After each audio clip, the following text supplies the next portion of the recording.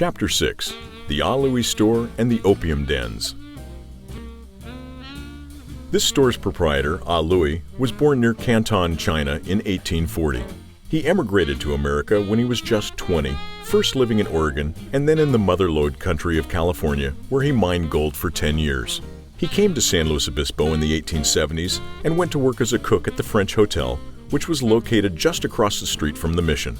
He was later hired by John Harford to supervise the building of Harford's Wharf in Avila Beach, now known as Port San Luis.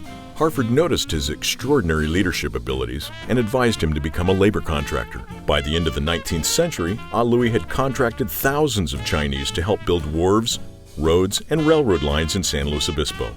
Louis mined quicksilver, built the city's first brickyard, and was a dairyman, farmer, and racehorse breeder. Louis operated a small bank from this store in addition to selling such things as salted duck eggs, sea cucumber, dried abalone, the more familiar staples, plus more than 800 Chinese spices and herbs. In 1881, California passed a law that made smoking opium illegal, not because of the drug's addictive qualities, but as part of a concerted effort by the U.S. legislature to drive the Chinese out of the country. Louis had a license to sell the drug for medicinal purposes. Opium was used mostly illegally in the Chinatown brothels between Choro and Morro Streets. The 1987 excavation of this block to build the parking structure to our left turned up ample evidence of opium use.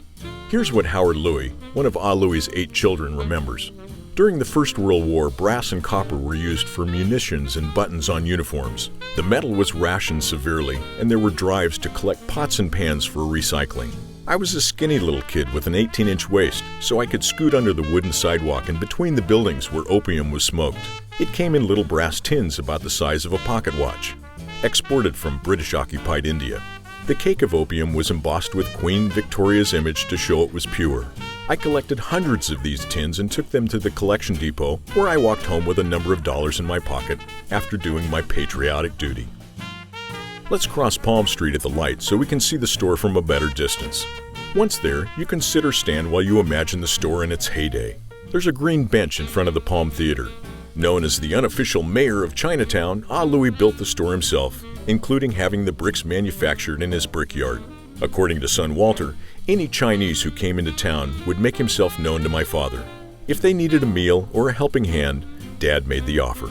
Downstairs, Louis ran the import and general store plus the bank, and upstairs there were 6 rooms that served as sleeping quarters for his wife Gan Ying and his 8 children. Because merchants were protected from the Chinese Exclusion Act, Louis returned to his native Canton at the age of 93. Planning to die in his home country, he left all his documentation here. He soon returned, however, when he discovered the profound lack of development there.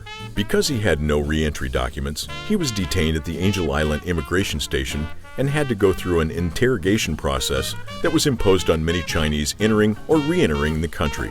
Back in San Luis Obispo, Louis lived another 3 years, patriarch of the Chinese community and esteemed by all those who knew him or did business with him. In 1965, the city of San Luis Obispo made an exception to the rule against fireworks in order to properly celebrate the dedication of the Louis store as a registered California landmark. Made of brick, the store still stands today, owned by a descendant of Louis. As you face the store, let's turn right here and walk up Palm Street toward Morro. As you pass Mi Hing Lo, notice its historic neon sign as well as the vertical Shanghai Lo Chop Suey sign 2 doors up, both there since 1925. They are preserved as important historical features of the city. When you reach the corner of Palm and Morro Streets, we'll pause there at the site of what was once the Red Light District.